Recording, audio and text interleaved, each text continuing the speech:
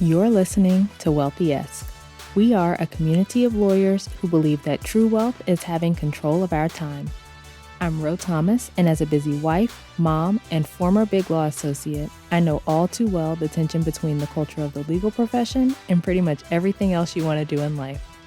That's why each week I'm bringing you the information and tools you need to improve your money mindset and manage your money to create true wealth.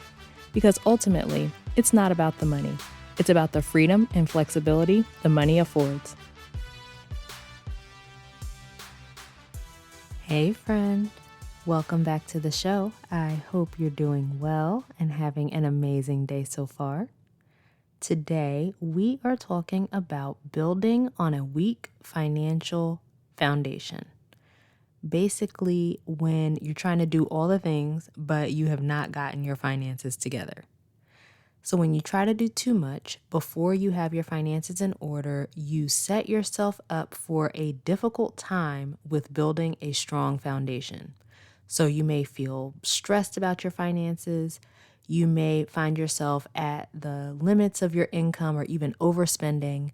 You don't have money available to strengthen your financial foundation because all of it is going to other things. And I want to talk about two specific situations I see come up for lawyers beyond the typical, everyday overspending. The first one is trying to help everyone around you when you haven't helped yourself yet. I often see this with lawyers who are the first in their family to become a lawyer or to make the kind of money they make. They are helping family and friends and everyone else financially because they feel this pressure to do so. Sometimes it's external pressure, right? Family members or others who think that you have money, so you should be able to help them and you should give them money, and they're looking to you to take care of them. But often it's internal pressure. So you think you're the one who, quote, made it, right? You're the one who has reached this level of success, and so you should be helping. You should be providing financially for members of your family or other people who just aren't in the same position. And so you try to help everyone out, but you're not taking care of your own finances. The second is lawyers who feel like they should be living a certain standard of life, like a certain lifestyle, and they take on all these large expenses because I'm a lawyer, I got it, right? The money is coming in or whatever. But a lot of times we will take on bigger expenses than we are actually ready for. And let me say, banks will lie to you. Like they'll tell you that you can afford more mortgage than you can probably comfortably afford. I remember when my husband and I were buying our house and the size mortgage that the banks told us that we could afford, and the rule of thumb was something like a third of our gross monthly income, like a little less than that, but I know it was tied to our gross income. And it's like, yes, we can afford that if we don't do anything but pay this mortgage, right? Like, why would I base my mortgage payment on my gross income when I don't have my gross income available to pay it? But anyway, the issue in both of these situations is if you don't have your finances together, you don't have your foundation set, and you're giving all your money away, whether to other people or to banks or other entities that, you have to pay for these expenses you've taken on, then it's going to be very hard to build a solid foundation to achieve your money goals. You can't build a financial foundation with no money. You want to lay that foundation as soon as you can, which then puts you in a better position to be able to help others or take on other expenses more comfortably and not be putting yourself in a bind. And that doesn't mean that you have to be completely out of debt and have all the savings and, whatever else before you can help your family or your friends or buy or do the things you want to do. But what a lot of people do is say, well, I know I'm making good money, so I'm going to spend it on this thing or I'm going to give it to this person, but they don't know what their actual financial picture looks like. So if you don't know how much you actually bring in each month and how much you actually spend and how much debt you have and how much you have in savings, and you don't have a plan for all of that to move you forward in the direction you want to go, then you don't know if you truly can afford to spend or to give to someone else. The main thing is you want to make sure that you're not putting yourself in a place where you're not going to be able to achieve your goals, right? Where you're not going to be able to pay off debt, to save and invest, to build your net worth because your money is going out to everyone else. Make sure that you're not putting yourself in a precarious situation before you've even had the opportunity to really lay a solid foundation for yourself. You can't be giving all your money to other people, whether that's an actual person, like someone in your family, or the bank or some other company. Because while you're giving all your money away, then you're staying in the exact same place financially, or maybe even digging yourself into a deeper hole, and you're not able to make the progress that you want to make with your finances, and you're keeping yourself stuck right where you are. I've said before that wealth is built in the gap between your income and expenses, and all of the things that we're talking about increase your expenses. You're able to achieve your goals when you have a gap between your income and expenses that you can use toward paying down your debt, building your savings, building your investments, building wealth. That puts you in an even better position to be able to help your family, to get the house, to get the car, all those things, right? So using my own example, we're in a way better position now, having no debt but our mortgage and significant savings and investments to be able to help our family than we were 5 or 6 years ago when we had $670,000 of debt and like $150 surplus each month. We have much more wiggle room to be able to help.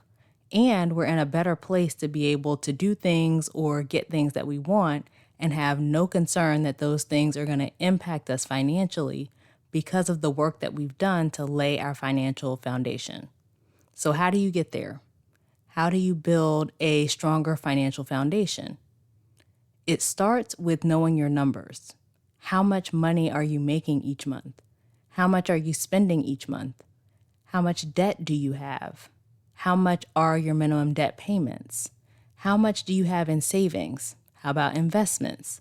What is your net worth? Right? That awareness is everything. And with all that information, you can make a plan for your finances. So you can decide whether you like how much you're spending and the things you're spending on. You can decide how much you want to be spending each month. You can decide how much you want to put toward paying off debt or saving or investing and overall increasing your net worth. And then you can start implementing that plan. For those who are helping family financially, the thing that I teach my clients to do is include in your budget a set amount of money that you will use for the family things that come up. So you know, this is what I have set aside for my family. This is what I'm able to contribute to family things and still be able to make the progress I need to make to lay the financial foundation for myself. You can take that same approach with your purchases. So know your numbers ahead of time and set your budget for whatever it is so you know you can spend this much on this thing and still have the money available to build your financial foundation. That way, when you're buying a house or upgrading your house or buying a car or planning a big trip or whatever the thing is for you, you know how much you can afford and you're not putting extra stress on yourself and making what could be a nice thing into something that's not so fun or ultimately something you regret. The goal is to make sure all these things fit comfortably into your financial picture. And that may mean that you're not able to do as much as you want to do right now. So you may not be able to give as much money to the family as you like, or you may not be in a position to buy as large a house as you'd like, or as nice a car as you like, or whatever. But there's a lot of benefit to constraining yourself until you get to a stronger place financially and can do those things without putting a strain on yourself and your money. When you're putting a lot of things on a weak foundation, it will inevitably fall. When you have a lot of debt and little savings and then give the money you have coming in to everyone else and don't have a good handle on your finances, it's going to cause way more stress than it's worth, and it's going to lead to more problems for you. So I encourage you to get a handle on your finances and make your plan to build your financial foundation. And then follow that plan And keep it in mind when you're thinking about helping family or making large purchases or whatever. You still want to be able to make progress on your money goals and not be putting yourself at risk financially while trying to help other people or taking on large purchases. And then when you've built a stronger financial foundation, you've got less debt, you've got more in your savings and investments, your net worth is higher and continually increasing, you're in a better position to be able to do more if you want to. So I hope that is helpful for you. If you know that you're on a weak foundation, trying to take on all the things and you're ready to turn that around, reach out to me. You can head to rothomas.com/call and schedule your consultation. All right, so that's it for this week's episode. Join me over on social media. You can find me on Instagram at IamRoThomas and on LinkedIn. Subscribe to the show and leave a review, both of which help more people find it. And of course, you can always share with a friend or two who would benefit from this information. I greatly appreciate it. As we close out, friend, I pray that you take some time to analyze the strength of your financial foundation. I pray that you create and implement a plan to strengthen your foundation and make sure that all of your expenses fit comfortably into it. And as always, I pray that you continue to take steps to regain control of your time, build wealth, and live the life of freedom and choice you deserve. Talk to you later.